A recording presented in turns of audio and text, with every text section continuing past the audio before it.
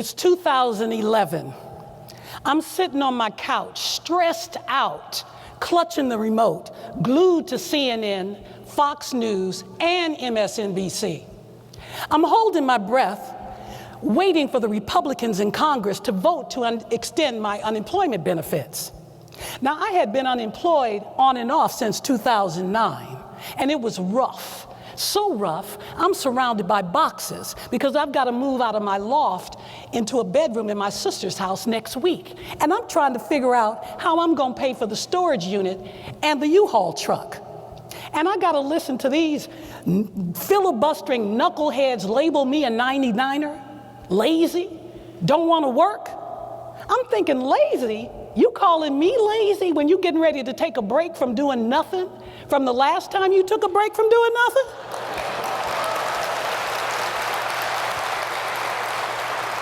It's not my fault Wall Street crashed and too big to fail failed.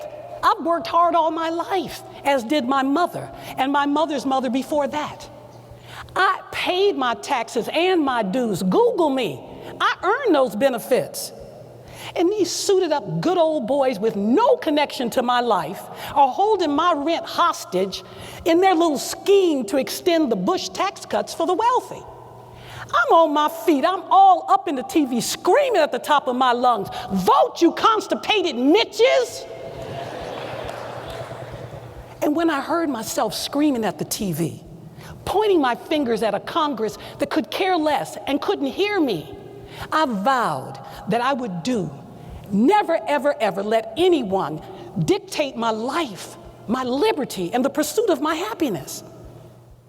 I vowed that I would do what I love to do for the rest of my life, no matter what. Now, I'm not going to lie. I was terrified of my uncertain future when I moved into that bedroom in my sister's house. But little did I know, only a few months later, my life would change when I met the Moth at a story slam in Detroit. Now, I love stories. I'm a storyteller. I come from a long line of storytellers, old black women from the South who use storytelling to teach, to warn, to entertain, to impart. They could make going to the corner store sound like Lord of the Rings. They were masters. I could only hope to aspire to their greatness. But I threw my name in the hat anyway, and I won. And the Moth asked me would I host the new slam coming to Ann Arbor, and I said I would love to. And it was a love fest. They were flying me around the country telling stories. I hosted the season opener in New York. I shared the same stage at the Hudson Theater with Adam Gopnik, Richard Price, and Garrison Keillor. My story was on the Moth Radio Hour, NPR, podcast. People all over the world were thanking me for telling my story like it was a service. Then one night, I'm on stage in front of a sold-out crowd in Boston of 900 people. I'm telling my story. It had taken 6 years for me to crawl back from the numb of hell and the devastating grief over the loss of my mother to ovarian cancer in 2005. And then 9 months later, my son died of a massive seizure, the result of a brain injury he suffered in a car accident just a few years before. I was a dead woman walking. My future looked like a joyless chore to live. And then I noticed I could hear a pin drop. The audience was breathing with me, leaning forward, waiting for my next word. And I was struck by the fact that I had never been listened to so profoundly, heard so deeply. And in the space of my telling and their listening, the connection was so powerful that I felt anything was possible. I felt love. I felt complete. I felt whole and free, healed. And when I finished telling my story, they applauded my struggle and my journey of overcoming. And I thought, every human being on earth, no matter who they are, should have this experience of being listened to and heard. And that's when I knew this is what I'm supposed to do. This is my calling, my purpose. Now, by now, I had moved into the basement of a friend's home in Ferndale. And I'm sitting in her garden one morning, and I'm thinking, if storytelling healed me, could it heal the city of Detroit? because Detroit was grieving, had been grieving for years, had lost many lives and health and wealth and loss of integrity, loss of freedom of democracy. And when I heard the news report, only 17% of Detroiters turned out to vote in today's election, I tried to remember, did I vote the year my mother and son passed away? As I recall, I could barely get out of bed. And that's when it came to me, the idea for the secret society of twisted storytellers. I would use storytelling with the intention of healing, with the intention of connecting the city of Detroit, with the intention of uplifting the spirits of the people who live here. And out of telling stories, we would heal and transform, become leaders, and take our leadership and transformation into community and make a difference, be of service.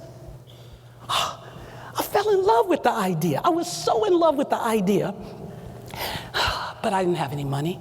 I was living in the basement. But the idea was so delicious that I sold tickets in advance for $15 to my friends and family. And I rented this funky little theater space with 45 seats in downtown Detroit.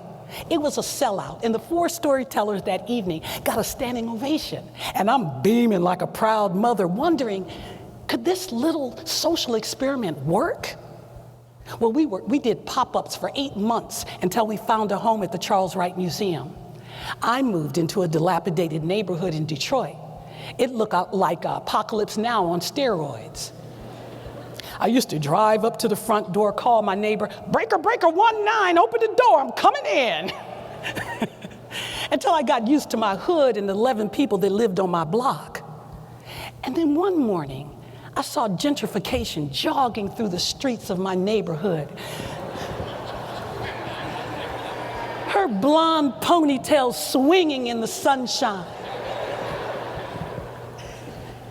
And I was overwhelmed with this false sense of security. But it gave me hope. And in 2013, we won a Knight's Art Challenge grant. And I began to think bigger. If storytelling could connect, heal, and transform Detroit, could it do the same for the world? Well, we became a nonprofit 501c3 with a global mission to connect humanity, heal and transform community, and to provide an uplifting, thought-provoking, soul-cleansing entertainment experience through the art and craft of storytelling, one story at a time.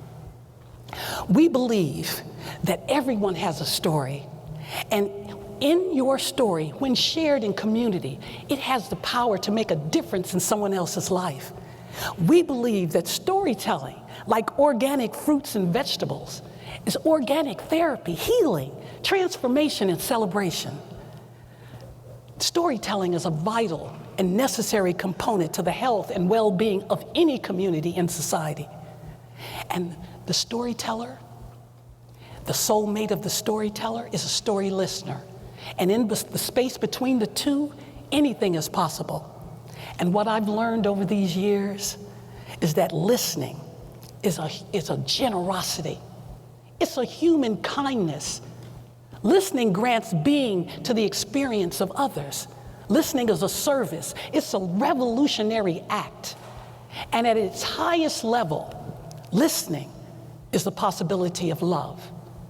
So here I am, ladies and gentlemen, doing what I love to do for the rest of my life. And I thank you for your service in listening. I love you too, one story at a time. Thank you.